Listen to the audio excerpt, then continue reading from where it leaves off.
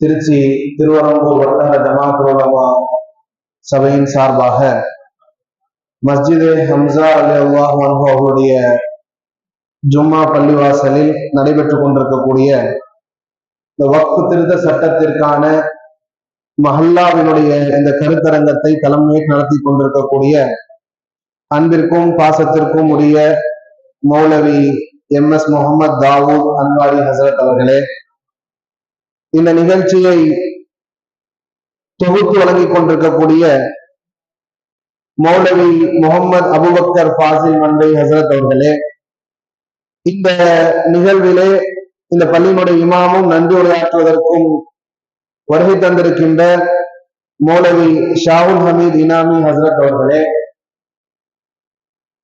என்னோடு இங்கே வருகை தந்திருக்கின்ற எஸ்டிபி கட்சியினுடைய மாவட்ட செய்தி தொடர்பாளர் காதர் அவர்களே, திருவரம்பூர் தொகுதியினுடைய செயலாளர் ஹைருதீன் அவர்களே, அன்பு சகோதரர் அப்பாஸ் அவர்களே, ராஜா அவர்களே, இந்த நிகழ்வில் எனக்கு முன்பாக உரை நிகழ்த்தி அமர்ந்திருக்கின்ற தமிழ்நாடு முஸ்லிம் முன்னேற்ற கழகத்தினுடைய இஸ்லாமிய பிரச்சார பேரவையினுடைய மாநில செயலாளர் அன்பு சகோதரர் முகமது ரஃபீக் அவர்களே, அழகிய முறையிலே உரை நிகழ்த்தி சென்றிருக்கின்ற ஜமாத் உலமாவினுடைய மாவட்ட செயலாளர் மௌலவி இனாமுல் ஹசன் காஷிபி ஹசரத் அவர்களே, இந்த நிகழ்விலே முன்னிலை வகித்துக் கொண்டிருக்கக்கூடிய கண்ணியத்திற்குரிய உலமா பெருமக்களே, ஜமாத்தார்களே, நம் அனைவரின் மீதும் ஏக இறைவனின் சாந்தியும் சமாதானமும் என்றென்றும் என்று நிலவரமாக என்று பிரார்த்தித்து என்னுடைய உரையை நான் ஆரம்பம் செய்கின்றேன். அன்பிற்கினிய சகோதரர்களே, இந்த வக்ஃப் சம்பந்தமான இதை போன்ற மஹல்லா வாசிகளை ஒருங்கிணைத்து நடத்தப்படக்கூடிய நிகழ்வுகளில் ஏறத்தாழ பல்வேறு மாவட்டங்களில் இந்த நிகழ்வுகளில் கலந்து கொண்டு வக்ஃப் சம்பந்தமான விழிப்புணர்வுகளை நாம் நடத்தியிருக்கின்றோம். ஆனால் முதல் முறையாக திருச்சி மாவட்டத்தில் இந்த முன்னெடுப்பை திருவரம்பூர் ஜமாத் உலமா எடுத்திருக்கிறது. முதலாவதாக அவர்களுக்கு என்னுடைய வாழ்த்துக்களையும் ஜஸாக்குமுல்லாஹ் தெரிவித்துக் கொள்கிறேன்.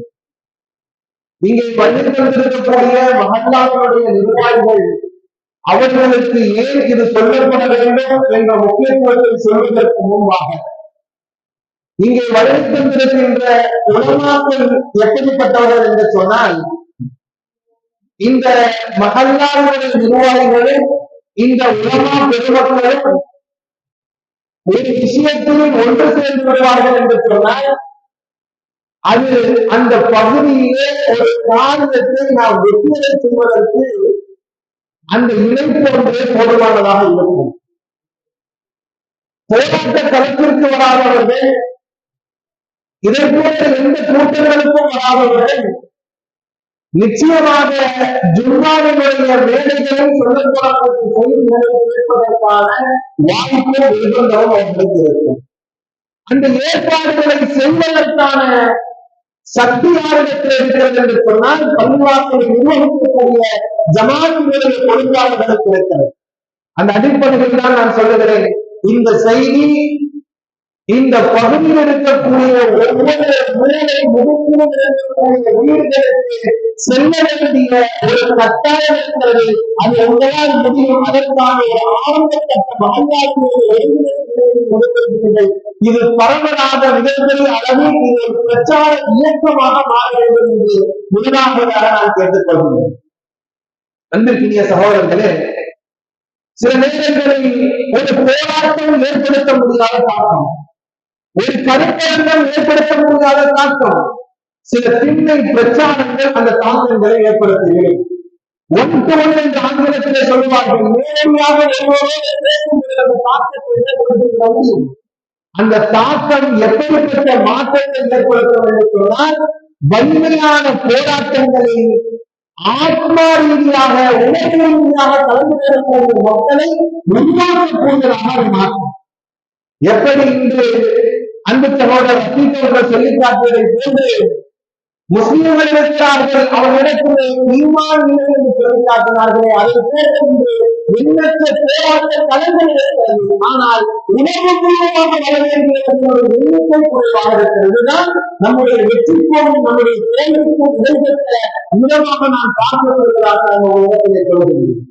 அன்பிற்குரிய சகோதரர்களே, அந்த அடிப்படையில் நீங்கள் எப்படிப்பட்டவர்கள் என்று சொன்னால், உலகத்திலே சொல்லப்படக்கூடிய இந்த செய்திகள் எப்படிப்பட்ட செய்திகள் என்று சொன்னால், ஒரு கதை இருக்கிறதே, அந்த கதையை விஞ்ஞானிகள் இருக்கக்கூடிய அரங்கத்தில் நாம் சொல்லுவோம் என்று சொன்னால், அந்த விஞ்ஞானிகள் அந்த கதையில் இருந்து என்ன நுட்பம் இருக்கிறது, அதில் நமக்கு என்ன சொல்ல வேண்டுவார்கள் என்று ஆய்வு ரீதியான பார்வையில் அந்த கதையை கேட்பார்கள்.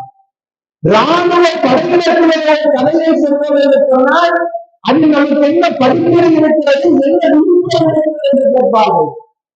அதே கதையில் ஒரு குழந்தையிடம் நாம் சொல்லுகிறோம் என்று சொன்னால், அந்த குழந்தை இந்த கதையை கேட்டு நாம் தூங்க வேண்டும் என்பதற்காக இந்த கதையை சொல்கிறார்கள் என்று அந்த குழந்தை அந்த கதையை கேட்டு தூங்கார்கள். அன்பிற்குரிய சகோதரர்களே, நாம் உங்களிடத்தில் சொல்லப்படக்கூடிய செய்திகள் ஒரு ராணுவ தலைவர்களிடம் சொல்லப்படக்கூடிய செய்திகளாகவும், விஞ்ஞான ரீதியானவர்களிடத்தில் சொல்லப்படக்கூடிய செய்திகளாகவும், அந்த செய்திகள் இந்த சமூகத்திற்கு உணர்வுக்கூடிய உணர்ச்சியுடன் அடிப்படையில் இடைப்பட்ட நிகழ்வுகள் ஒருங்கிணைக்கப்படுகிறது. எப்படிப்பட்ட காலத்தில் இந்த வசதியுடைய சட்டத்தில் அவர் நிலைத்திருக்கிறார்கள் என்று பார்ப்பதற்கு முன்பாக ஒரு செய்தியை மதத்தை நான் நினைவுபடுத்த ஆரம்பிப்பதற்கின்றேன். இதற்கு முன்பாக எத்தனையோ போராட்டங்களை இந்த இஸ்லாமிய சமூகம் போராட்ட களத்தில் சந்தித்திருக்கிறது. அப்படிப்பட்ட சூழ்நிலைகளில் இதற்கு முன்பு நம்முடைய சொத்துக்களை பாதுகாப்பதற்காக எடுக்கப்பட்டிருக்கக்கூடிய இந்த பிரச்சாரம், இந்த போராட்டத்திற்கு முன்பு இதே இஸ்லாமிய சமூகத்தை வேறொரு தாக்குதலின் மூலியமாக மத்திய அரசு வஞ்சித்தது. அது யாரும் மறந்திருக்க முடியாது. அதுதான் என்ஆர்சி சிஏஏவினுடைய பிரச்சனை. என்ஆர்சி சிஏஏவின் மூலியமாக இந்த சமூகத்தை வாக்கற்றவர்களாக, வக்கற்றவர்களாக, இவர்கள் வாக்களிக்காத அடிமைகளாக இந்த நாட்டிலே மாற்ற வேண்டும் என்ற அடிப்படையில் கொண்டு வந்த அந்த சட்டம், அதற்கு அடுத்ததாக இவர்களுக்கு, இந்த சமூகத்திற்கு சொத்தற்றவர்களாக, உரிமையற்றவர்களாக மாற்றுவதற்காக கொண்டு வரப்பட்டிருக்கக்கூடிய வக்ஃப் சட்டம். என்றைக்கும் RSSும் பிஜேபியும் ஒரு சட்டத்தையோ ஒரு திட்டத்தையோ கொண்டு வருகிறார்கள் என்று சொன்னால், அது இன்றைய தினத்தில் கொண்டு வருகிறார்கள் என்று சொன்னால், அந்த சட்டத்தையும் திட்டத்தையும் இன்றைய தினத்தோடு நாம் ஒப்பிட்டு பார்த்தால் அதனுடைய விகிதங்களை நம்மால் புரிந்து முடியாது. உதாரணமாக இன்று 14ஆம் தேதி மத்திய அரசு, பாஜகவினுடைய அரசியல் சட்டத்தை ஜூன் மாதம் 2025 வெளியிட்டார்கள் என்று சொன்னால், இந்த சட்டம் 10 ஆண்டுகளில் என்ன மாற்றத்தை ஏற்படுத்தும், 25 ஆண்டுகளில் இந்த சமூகத்தில் என்ன தாக்கத்தை ஏற்படுத்தும் என்று எப்போது நாம் சிந்திக்க ஆரம்பிப்போமோ அப்போதுதான் பிஜேபியினுடைய சட்டங்களால் இந்த சமூகம் பெறக்கூடிய விபரீதங்களை நம்மால் புரிந்து கொள்ள முடியும். அந்த வகையில் தான் ஒரு முறை என்ஆர்சி சிஏஏ என்கின்ற ஒரு சட்டத்தை அவர்கள் கொண்டு வந்தார்கள். அந்த சட்டம் ஏதோ மேற்கு வங்கத்திலும் அசாமிலும் இருக்கக்கூடிய மக்களுக்கு மாத்திரம் பாதிப்பு.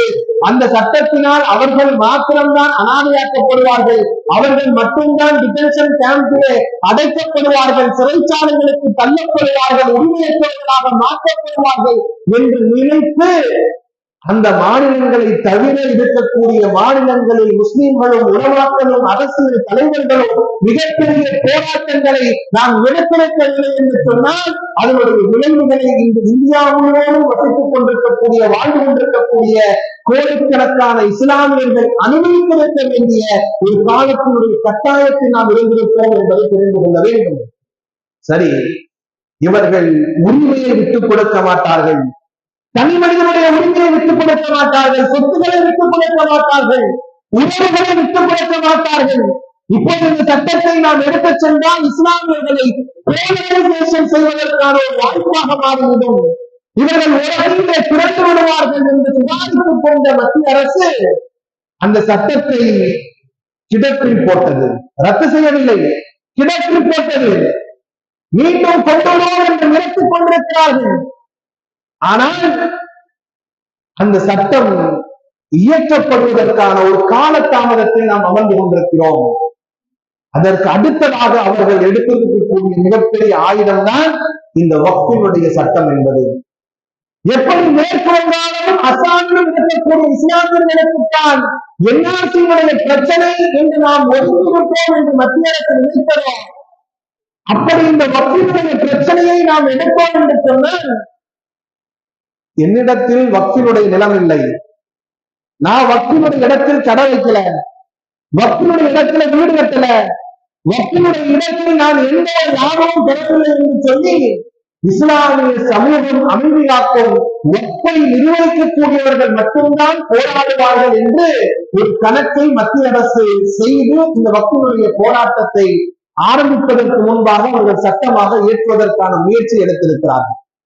அன்பிற்கினிய சகோதரர்களே, அந்த அடிப்படையில் கொண்டு வந்த இந்த சட்டத்தில் இன்று ஒட்டுமொத்த இஸ்லாமிய சமூகம் வக்ஃபினுடைய பிரச்சனையை தன்னுடைய பிரச்சனையாக நாம் எடுத்திருப்போம் என்பது இன்று மத்திய அரசு அவர்கள் நினைத்த அந்த திட்டம், அவர்கள் போட்ட அந்த கணக்கிற்கு மாறாக இருக்கிறது என்பதே ஒரு மிகப்பெரிய விஷயம் என்பதை அன்பிற்குரிய சகோதரர்களை நாம் தெரிந்து கொள்ள வேண்டும். காரணம் என்னவென்று சொன்னால், இந்த போராட்டத்தை வெறும் அரசியல் கட்சிகளோ இயக்கங்களோ மாத்திரம் இந்த வக்ஃபினுடைய பிரச்சனைகளை எடுத்து பேசுகிறோம் என்று சொன்னால், இனி எத்தனை ஆண்டு மாதங்களாக பிரச்சனைகள் பேசப்படுகிறதோ அந்த பிரச்சனைகளை எல்லாம் எந்த அரசியல் கட்சி போராட்டங்களை முன்னெடுக்கிறதோ வேறோ அவர்கள் மட்டும்தான் பாதிக்கப்படுகிறார்கள் என்பதை போன்று கடந்து சென்றிருந்த சமூகம் இந்த வக்ஃபினுடைய பிரச்சனைகளையும் அவர்கள் கடந்து சென்றிருப்பார்கள்.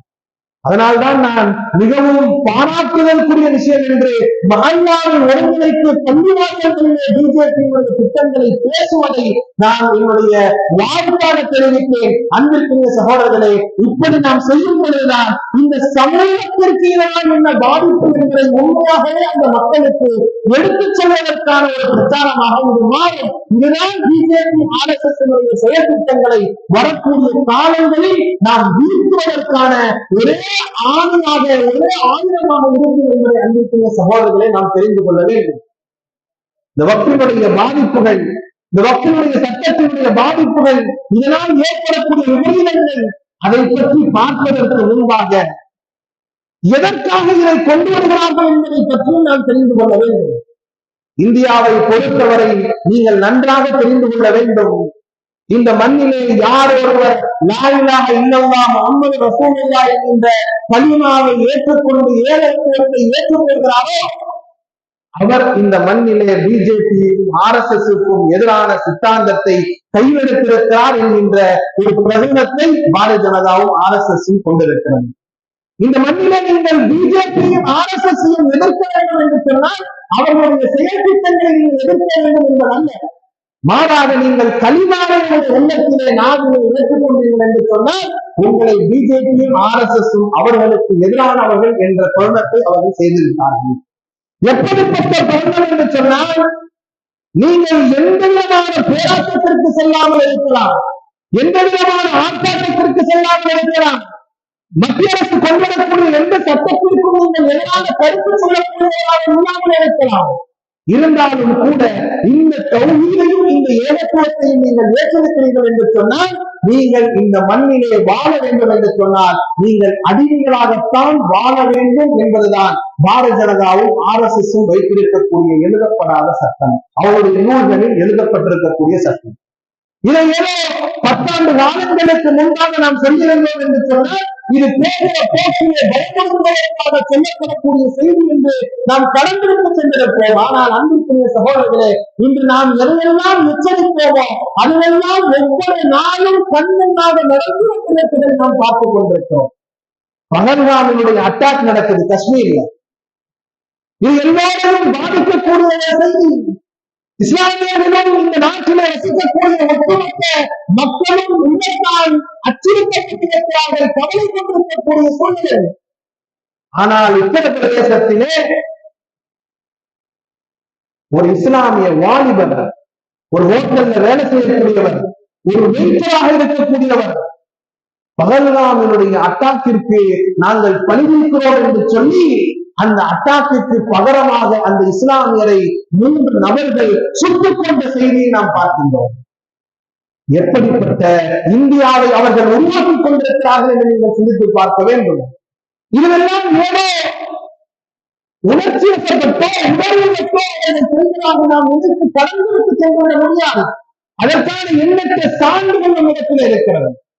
திட்டமிட்டு இவர்களை செய்து கொண்டிருக்கிறார்கள் என்று எப்படி சொல்கிறோம் என்று சொன்னால், இந்த கொலைக்கு முன்பாக பாரதிய ஜனதாவுடைய அமைச்சர்கள், ஏன் முதலமைச்சர்கள், சட்டமன்ற உறுப்பினர்கள் பொதுவெளியிலே பேசுகிறார்கள், மீடியாக்களிலே பேசுகிறார்கள்.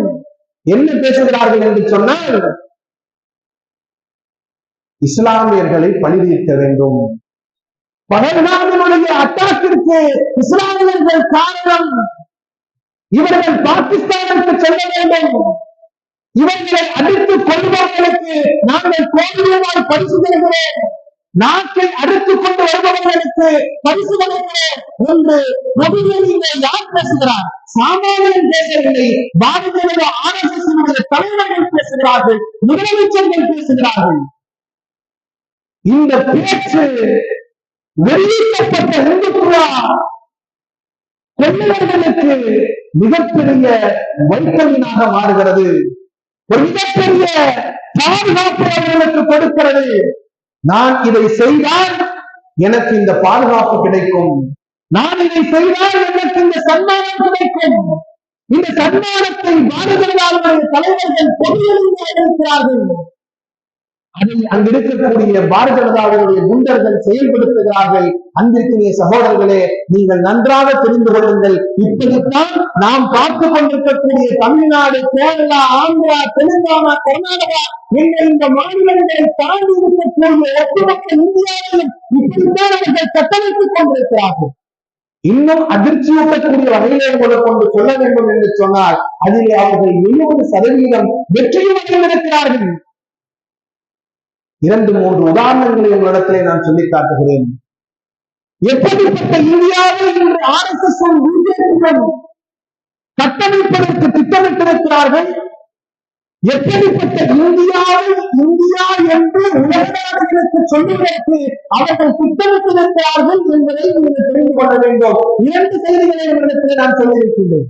ஒன்று, இந்தியாவில் வசிக்கக்கூடிய மக்களுக்கு இந்தியா என்றால் இப்படித்தான் என்கின்ற செய்தியை இந்தியாவில் வசிக்கக்கூடிய 140 கோடி மக்களுக்கு சொல்வது ஒன்று.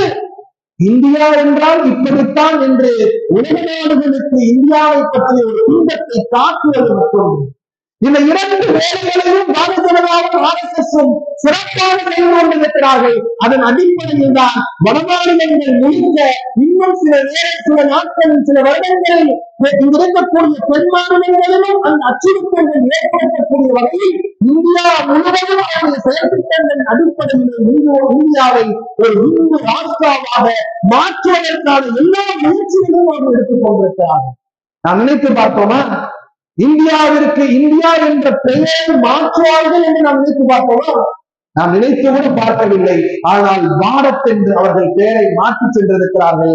ஆனால் அவர்களுக்கு எதிராக வலுவாக குரல் கொடுக்கக்கூடிய அளவில், குரல் கொடுக்கவில்லை என்று நான் சொல்லவில்லை, குரல் கொடுக்கக்கூடிய அளவில் மிகப்பெரிய சக்தியாக, ஒரு அப்போசிஷன் பார்ட்டியாக, ஒரு எதிர்கட்சி என்ற அடிப்படையில் ஒரு பலம் குறைந்தவர்களாக நாம் யாரும் பெற்றுக்கொள்ளவில்லை.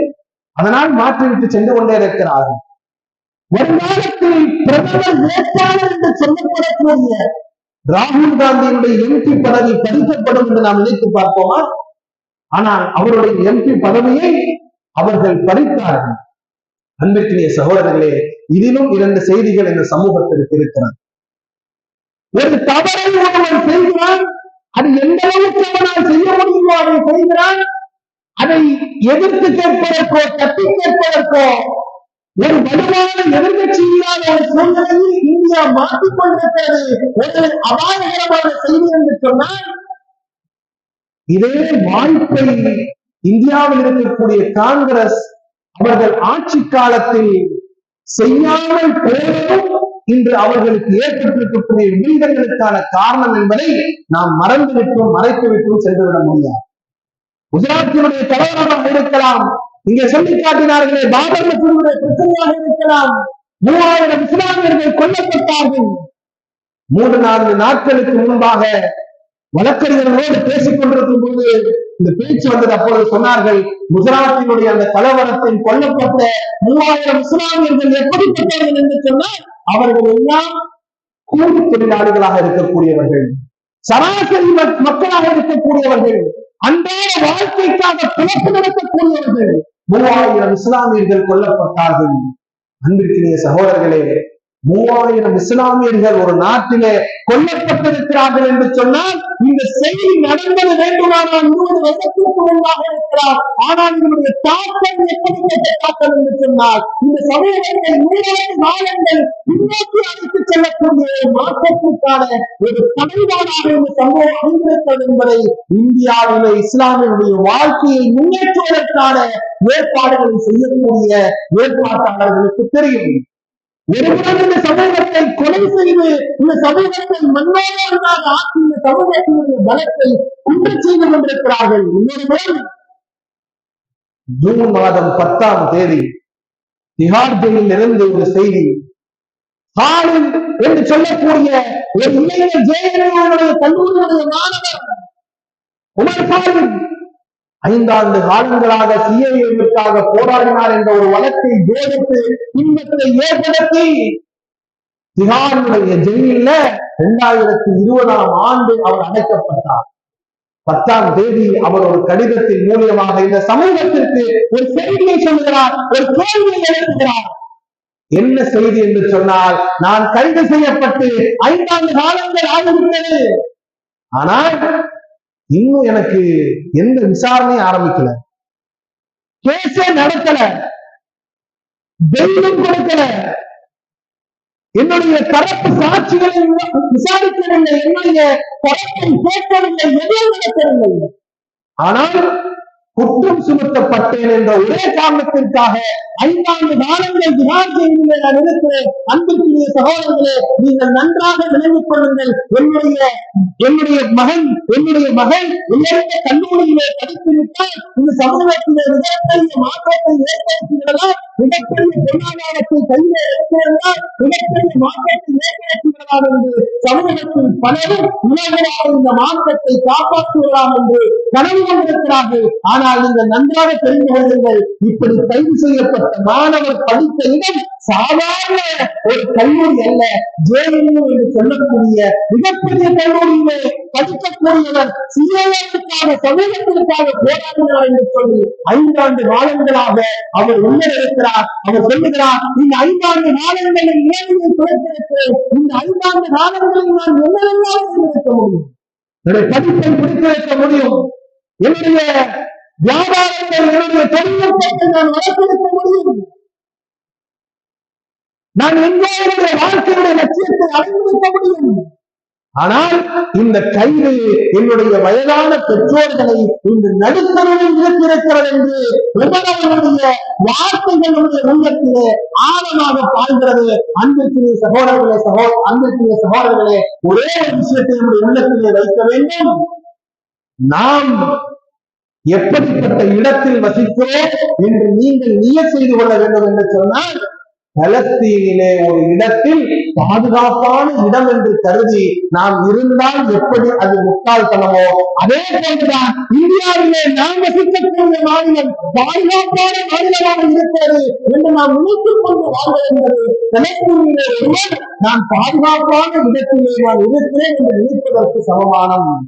அன்பிற்குரிய சகோதரர்களே, வெள்ளம் வந்து கொண்டே இருக்கிறது, இன்னும் என்னுடைய காலை பெறவில்லை என்பதற்காக நான் பாதுகாக்கப்பட்டேன் என்று அர்த்தம் அல்ல. அது என்னை நோக்கி வருவதற்கு முன்பாக நான் எனக்கு முன்பாக எப்படி அணையை நான் அழைத்துக் கொள்வது, என்னோடு இருப்பவர்களை நான் எப்படி பாதுகாத்துக் கொள்ள முடியும் என்று யார் சிந்திப்பார்களோ அவர்கள்தான் அறிவுசார்ந்த வெற்றியாளர்கள். அப்படிப்பட்ட கூட்டத்தை தான் அன்பிற்குரிய சகோதரர்களே இன்று நாம் நடத்திக் கொண்டிருக்கிறோம். இப்படிப்பட்ட சூழ்நிலையிலே எப்படிப்பட்ட செயற்திட்டங்களை அவர்கள் கொண்டு வருகிறார்கள் என்று உங்களிடத்தில் சொன்ன செய்தியோடு சேர்த்து சொல்லுகிறேன்.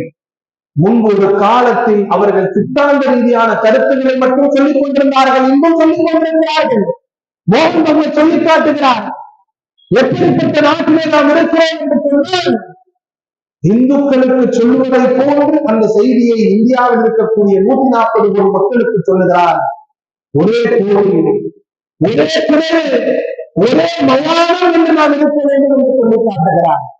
அப்படி என்று சொன்னால் இந்த மண்ணிலே எப்படிப்பட்ட வாழ்க்கையை இந்துக்கள் என்று அவர்களால் சொல்லப்படாதவர்கள் வாழ வேண்டும் என்று அவர்கள் ஆசைப்படுகிறார்கள், திட்டம் வைத்திருக்கிறார்கள் என்று நீங்கள் சிந்தித்து பார்க்க வேண்டும். இன்று தமிழகத்தினுடைய தலைவராக, பாரதிய ஜனதாவுடைய தலைவராக இருக்கக்கூடிய நயினார் நாகேந்திரன் சொல்லுகிறார், இந்து என்பது ஒரு மதம் அல்ல, அது ஒரு வழிகாட்டுதல், ஒரு பண்பாடு. எப்படிப்பட்ட பண்பாடு என்று சொன்னால், ஒருவன் இந்துவாக எல்லாம் மாற வேண்டிய தேவையில்லை, இந்தியாவிலே பிறந்து விட்டால் அவன் இந்துதான் என்று சொல்லி காட்டுகிறார். யார் சொல்றார்? இன்றைக்கு வந்த தமிழக பாஜகவுடைய தலைவராக இருக்கக்கூடிய நயினார் நாகேந்திரன் சொல்லி காட்டுகிறார். அதைத்தான் நான் சொல்லுகிறேன் அன்புக்குரிய சகோதரர்களே. இவர்களுடைய வாக்குகள் எல்லாம் இவர்களுடைய அஜெண்டாக்களுடைய வெளிப்பாடு, இவருடைய செயற்திட்டத்தினுடைய வெளிப்பாடு. இன்று இந்தியாவில் பிறந்தவர்கள் எல்லாம் இந்துக்கள் என்று சொல்லி காட்டுகிறார்கள் என்று சொன்னால், நாளை இவர்கள் இந்த இந்துக்கள் எப்படிப்பட்டவர்களாக இருக்க வேண்டும் என்று சொன்னால், இவர்கள் அம்மாவை ஏற்றுக்கொண்டாலும் அல்லது கிறிஸ்தவர்கள் தேவனை ஏற்றுக்கொண்டாலும், ஆனால் இந்தியாவினுடைய இந்துக்களுடைய தலைவர்கள் இந்தியாகவே அவர்களுக்குள்ளாக இருக்கிறார்கள், புகுத்தப்பட்டிருக்கிறார்கள் என்கின்ற செயற்திட்டம் தான் RSS BJP இறுதிவட்ட செயற்திட்டம் என்பதை நீங்கள் தெரிந்து கொள்ள வேண்டும். இங்க நாம என்ஆர்சியிலிருந்து தப்பித்து விடலாம், வக்குடைய பிரச்சனையிலிருந்து தப்பித்து விடலாம், ஆனால் பிஜேபி எப்படிப்பட்ட இந்தியாவை உருவாக்க வேண்டும் என்று நினைக்கிறார் என்று சொன்னால், இங்கே ஒருவன் அப்துல்லாவாக இருக்கலாம், ராமனை ஏற்றுக்கொண்ட அப்துல்லாவாக இருக்க வேண்டும். இங்கே ஒருவன் ராமனாக இருக்கலாம், கிருஷ்ணனை ஏற்றுக்கொண்ட ராமனாக இருக்க வேண்டும். இங்கே ஒருவன் செபஸ்டினாக இருக்கலாம், லட்சுமணனை ஏற்றுக்கொண்ட செபஸ்டினாக இருக்க வேண்டும். இதற்கு மிகப்பெரிய உதாரணங்கள் எல்லாம் தேவையில்லை. சட்டத்தினுடைய வல்லுநர்கள் பேசி எழுதி நீங்கள் கேட்டிருப்பீர்கள். இந்தியாவிலே இந்துக்களை, இந்தியாவினுடைய கான்ஸ்டிடியூஷன் என்று சொல்லக்கூடிய அரசியலமைப்பு சட்டம் எப்படி டிஃபைன் செய்கிறது என்று சொன்னால், யார் இஸ்லாமியர்கள் இல்லையோ, யார் கிறிஸ்தவர்கள் இல்லையோ, யார் பார்சிகள் இல்லையோ, மற்ற அனைவரும் இந்துக்கள் என்று அவர்கள் அரசியலமைப்பு சட்டத்தில் எழுதியிருக்கிறார்கள். நான் கேட்கிறேன், கடவுளே இல்லை என்று சொல்லக்கூடியவன் கூட இந்தியாவுடைய அரசியலமைப்பு சட்டத்தின் அடிப்படையில அவன் ஒரு இந்து. அது இந்தியாவினுடைய அரசியலமைப்பு சட்டத்தை அவர்கள் வடிவமைத்திருக்கிறார்கள். அதிலே 80% அவர்கள் வெற்றி பெற்றிருக்கிறார்கள். இன்னும் இருக்கக்கூடிய இஸ்லாமியர்கள், கிறிஸ்துவர்கள், இந்த பார்சிகர்கள், யாரெல்லாம் இஸ்லாமியர்கள் இல்லையோ, யாரெல்லாம் கிறிஸ்துவர்கள் இல்லையோ, யாரெல்லாம் பார்சிகர்கள் இல்லையோ, இவர்கள் முன்னாடி அனைவரும் இந்துக்கள் என்று சொன்னார்களே, அந்த 3 சாராரையும் இந்த 80ஓடு இணைக்கக்கூடிய பணியைத்தான் பிஜேபியும் RSSம் செய்து கொண்டிருக்கிறது. இவர்கள் கொண்டு வரக்கூடிய புதிய அரசியலமைப்பு சட்டம் எதை சொல்ல வேண்டும் என்று சொன்னால், இஸ்லாமியர்கள் இல்லையோ, கிறிஸ்தவர்கள் இல்லையோ, பார்சிகர்கள் இல்லையோ, மற்ற அனைவரும் இந்துக்கள் என்று சொல்ல அந்த அரசியலமைப்பு சட்டத்தை தாண்டி இந்த மண்ணிலே இருக்கக்கூடியவர்கள் இஸ்லாமியர்களாக இருந்தாலும் சரி, கிறிஸ்தவர்களாக இருந்தாலும் சரி, பார்சிகர்களாக இருந்தாலும் சரி, புத்தர்களாக இருந்தாலும் சரி, ஜெயினர்களாக இருந்தாலும் சரி, அனைவரும் இந்துக்கள் தான் என்று சொல்லக்கூடிய ஒரு புதிய இந்தியாவை அவர்கள் உருவாக்கிக் கொண்டிருக்கிறார்கள். இன்று சித்தாந்த ரீதியான அந்த தாக்குதலோடு சேர்த்து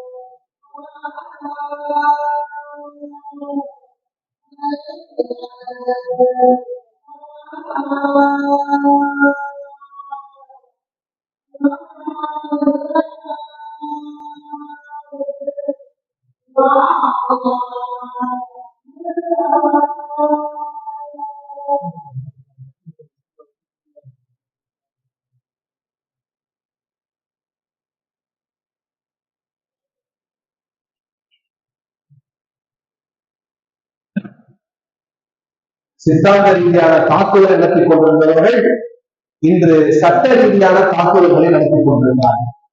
எப்படிப்பட்ட சட்ட ரீதியான தாக்குதல் என்று சொன்னால், இந்தியாவில் இப்படியெல்லாம் நடைபெறுமா என்ற அளவில் ஒரு மிகப்பெரிய ஆச்சரியத்தை ஏற்படுத்தக்கூடிய அளவில் செயல்திட்டங்கள் நடந்து கொண்டிருக்கிறது. இதையெல்லாம் ஒரு இஸ்லாமியரோ அல்லது இஸ்லாமியரை சார்ந்தவர்கள் யாராவது செய்தால் இந்நேரம் அவர்கள் எல்லாம் தூக்குத்தொழிலை கொண்டு வரப்பட்டிருப்பார்கள். எப்படிப்பட்ட செயல்திட்டங்கள் என்று சொன்னால், இந்த நாட்டினுடைய எல்லாவற்றையும் விட மிக முக்கியமான விஷயம் என்னவென்று சொன்னால், இந்த நாட்டினுடைய அரசியலமைப்பு சட்டம். அந்த அரசியலமைப்பு சட்டத்திற்கு மாற்றமாக இப்படித்தான் இந்திய ராஷ்டிராவிலே ஒரு அரசியலமைப்பு சட்டம் இருக்க வேண்டும் என்று ஒரு மாதிரி அரசியலமைப்பு சட்டத்தை இந்துத்துவாக்கள் உருவாக்கி இருக்கிறார்கள். அன்பிற்குரிய சகோதரர்களே, நீங்கள் நினைத்து பாருங்கள், எப்படிப்பட்ட இந்தியாவை அவர்கள் உருவாக்குவதற்கான முயற்சியில் அவர்கள் ஈடுபட்டுக் கொண்டிருக்கிறார்கள். இந்த வக்ஃப் சட்டத்தை ஒரு இடத்திலே சொன்னதே நான் கேட்டுக்கொண்டு நிறைவு செய்கின்றேன். இந்த வக்ஃபோடு மட்டும் இந்த நாட்டிலே இஸ்லாமியுடைய போராட்டங்கள் நின்றுவிடப் போகவில்லை என்பதை எண்ணத்தை ஆழமாக பரிசோதித்துக் கொள்ளுங்கள். இந்த ஒரே ஒரு கருத்தை சொல்வதற்காகத்தான் நான் இந்த இடத்திற்கு வந்திருக்கிறேன் என்று கூட நினைத்துக் கொள்ளுங்கள். உங்களுடைய போராட்டங்கள் நீண்ட நாள் போராட்டம், என்னுடைய வாழ்நாளுடைய போராட்டம் நீண்ட நாள் போராட்டம்.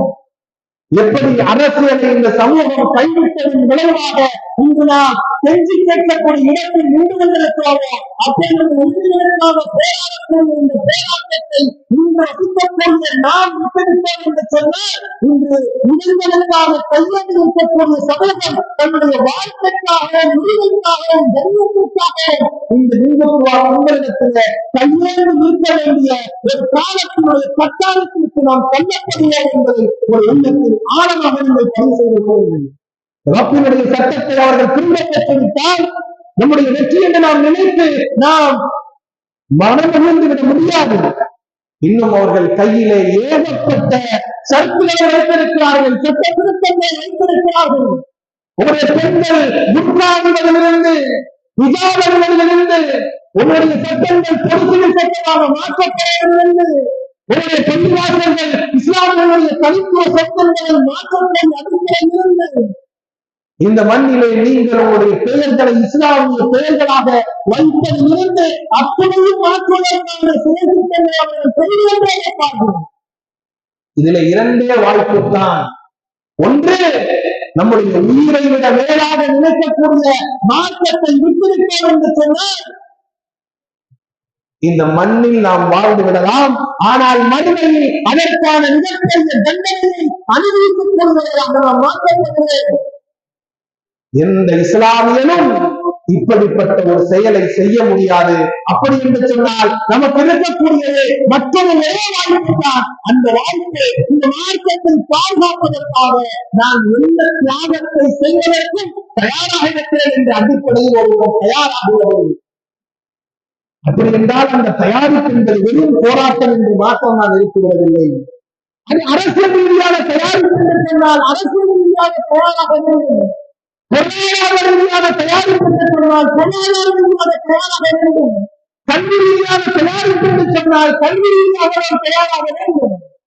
ஒருவர் சமீபத்திலே இடத்திலே சொல்லி காட்டுகிறார், சாதாரண வீடுகளுக்கு சென்று பழைய இரும்பும் அத்தையும் பேப்பையும் நிறைவேற்றக்கூடிய அவர் சொல்லி காட்டுகிறார், நான் சிறிய முயற்சி செய்தேன், என்னுடைய மனைவியை நான் படிக்க வைத்தேன், 10வது முடிந்தார், அதற்கு பிறகு வீரே என்று சொல்லக்கூடிய அந்த தேர்வை எழுத வைத்தேன் என்று அவர் ஒரு வில்லேஜ் அட்மினிஸ்ட்ரேஷன் ஆபீசராக பணிபுரிந்து கொண்டிருக்கிறார் என்று சொல்லி காட்டுகிறார். சாதாரணமான வீடுகளிலே அத்தையும் பேப்பரையும் எடுத்துக் கொண்டிருக்கக்கூடிய சகோதரருக்கு இவ்வளவு விழிப்புணர்வு என்று சொன்னால் 10 பிள்ளைகளை படிக்க வைக்கக்கூடிய ஆட்களை தந்திருக்கிறாரே, என்னுடைய குழந்தையோடு சேர்த்து ஒரு சமூகத்திற்கு பயன்படக்கூடிய ஆற்றல் மிகுந்த கல்வியாளர்கள் எத்தனை நபர்களை நாம் உருவாக்கி நாம் கூட்டு பார்க்க வேண்டும். அரசியல் ரீதியாக, பொருளாதார ரீதியாக, கல்வி ரீதியாக, போராட்ட ரீதியாக எல்லா வகையிலும் பேச்சு பெற்ற சமூகமாக இந்த சமூகம் உருவாகுவதற்கு நாம் எல்லோரும் எழுத வேண்டும், நாம் எல்லோரும் பாடுபட வேண்டும். அப்படி நாம் பாடுபட்டால் மட்டும்தான் அன்பிற்குரிய சகோதரர்களே இந்த மார்க்கத்தை பெருமானார் ஸல்லல்லாஹு அலைஹி வஸல்லம் அவர்கள் நம் இடத்திலே அன்பளிப்பாக அல்ல அமானியமாக கொடுத்து சென்றிருக்கிறார்களோ அந்த அமானியத்தை நாளை இறைவனை சந்திக்கும் பொழுது பெருமானார் நபிகள் ஸல்லல்லாஹு அலைஹி வஸல்லம் அவர்களை சாட்சியாக வைத்து அந்த அமானியத்தை பெருமானார் நபிகள் ஸல்லல்லாஹு அலைஹி வஸல்லம் அவர்கள் முன்னிலையிலே அல்லாஹ்வுடைய முன்னிலையிலே நிறைவேற்றி அதிகாராக நாம் வாழ முடியும் என்கின்ற ஒரு மிகப்பெரிய லட்சியத்தை நம் உள்ளத்தில் வைத்து அல்லாஹ் இதை போன்ற எத்தனை சட்டங்களை கொண்டு வரக்கூடிய இந்த கொள்கைகள் வந்தாலும் அல்லாஹ்வுடைய உதவியே இந்த சட்டங்களை எதிர்க்கக்கூடிய வல்லமையை ஆற்றலை அல்லாஹ் நமக்கு தர வேண்டும் என்று பிரார்த்தித்து இத்தனை அழகான ஒரு கூட்டத்தை நடத்திய திருச்சி திருவெரும்பூர் வட்டார ஜமாத் உலமாவுடைய அனைத்து உலமாக்களுக்கும் எஸ்டிபி கட்சியின் சார்பாக எனது வாழ்த்துக்களை நன்றியும் தெரிவித்துக் கொண்டு இதே மக்களுடைய பிரச்சனைக்காக இன்று கைது செய்யப்பட்டு ஏறத்தாழ 100 நாட்கள் சிறையில் இருக்கக்கூடிய எஸ்டிபி கட்சியினுடைய தேசிய தலைவர் NK கைதி அவர்கள் பக்ரீத்தினுடைய திருநாளையும் சிறையில் தான் கழித்திருக்கிறார். ரமலானுடைய ஈதுல் அந்த திருநாளையும் சிறையில் தான் கழித்திருக்கிறார். மக்களுக்கான போராட்டங்களை மிகப்பெரிய அளவில் நாடு முழுவதும் கையெழுத்தார் என்ற ஒரே காரணத்திற்காக கைது செய்திருக்கிறார். அன்புக்குரிய சகோதரர்களே, உங்களுடைய பிரார்த்தனைகளில் இன்ஷா அல்லாஹ் அவருடைய விடுதலையும் அதே போல அன்பு சகோதரர் ரஃபீக் அவர்கள் சொல்லி காட்டியதை போன்று இந்த சமூகத்திற்காக எந்த ஒரு எதிர்பார்ப்பும் இல்லாமல் போராடி இந்த குடும்பத்தை விட்டு அவருடைய மனைவிகளை விட்டு பிள்ளைகளை விட்டு தொழில் துறைகளை விட்டு எதற்காக கைது செய்யப்பட்டிருக்கிறோம், சமூகத்திற்காக கைது செய்யப்பட்டிருக்கிறோம் என்ற ஒற்றை நம்பிக்கையே மனமகிழ்ச்சியே இந்த சமூகத்திற்காக ஒவ்வொரு நாளும் சிறையில் அவருடைய வாழ்க்கை கழித்துக் கொண்டிருக்கிறார்களே, அவர்களுக்கு நாம் செய்ய வேண்டிய கடமை குறைந்தபட்சம் அவர்களுக்காக நாம் பிரார்த்திப்பது. அப்படிப்பட்ட சமூகங்களின் விடுதலைக்காக நாம் பிரார்த்திப்போம் என்று சொல்லி என்னுடைய வார்த்தைகளை நிறைவு செய்கின்றேன். வாக்குறுதி அவ்வாறான அல்ஹம்துலில்லாஹி ரப்பில் ஆலமீன்.